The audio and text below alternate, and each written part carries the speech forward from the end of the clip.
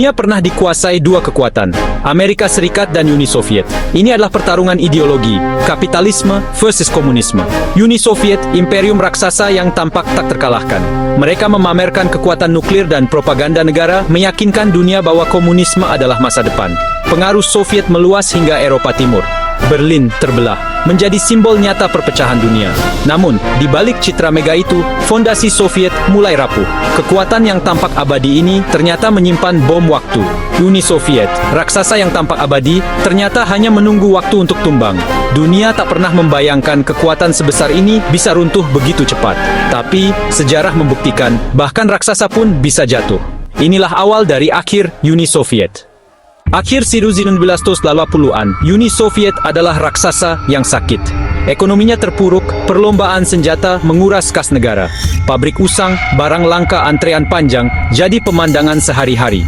Rakyat bertanya, kemana perginya kekayaan negara? Sensor ketat, KGB mengawasi kebebasan hanyalah ilusi.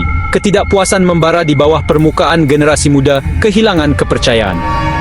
Perang Afghanistan jadi luka mahal dan memalukan, ribuan tentara pulang dalam peti mati. Biaya perang menekan ekonomi, moral bangsa hancur. Bencana Chernobyl 1986 menelanjangi kebohongan dan ketidakbecusan pemerintah. Upaya menutup-nutupi bencana justru menghancurkan kepercayaan publik. Krisis ekonomi, sosial, militer, dan teknologi menciptakan badai sempurna. Tembok Kremlin mulai retak dari dalam. Rakyat tak lagi percaya pada janji-janji lama.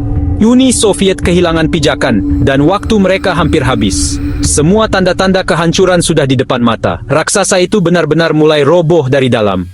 Di tengah krisis, Mikhail Gorbachev naik ke tampuk kekuasaan pada 1985. Ia membawa dua gagasan besar, glasnost, keterbukaan, dan perestroika, restrukturisasi. Glasnost melonggarkan sensor, membuka ruang kritik, dan membiarkan rakyat bicara. Tabu politik runtuh, buku-buku terlarang diterbitkan, masalah tersembunyi jadi nyata. Perestroika mencoba merombak ekonomi, memperkenalkan elemen pasar, memberi otonomi pada pabrik.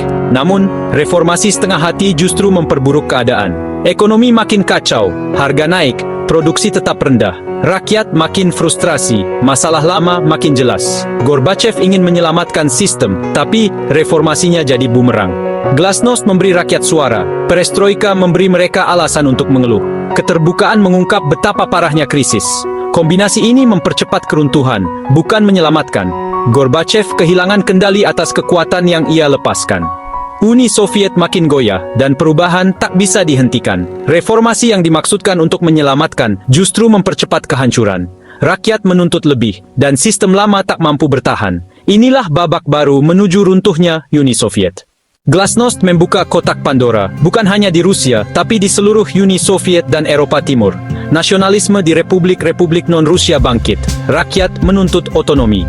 Tahun 1949, rezim komunis di Eropa Timur tumbang satu persatu. Polandia, Hungaria, Cekoslowakia, Rumania. Puncaknya, tembok Berlin runtuh, simbol perang dingin hancur. Gorbachev menolak intervensi militer, membiarkan negara-negara satelit menentukan nasib sendiri. Republik Baltik, Lituania, Latvia, Estonia berani mendeklarasikan kemerdekaan. Moskow mencoba menekan, tapi semangat kemerdekaan tak terbendung. Langkah Baltik menginspirasi republik lain, Georgia, Armenia, Ukraina, dan lainnya. Uni Soviet yang dulu monolitik, kini retak berdasarkan garis etnis dan nasional.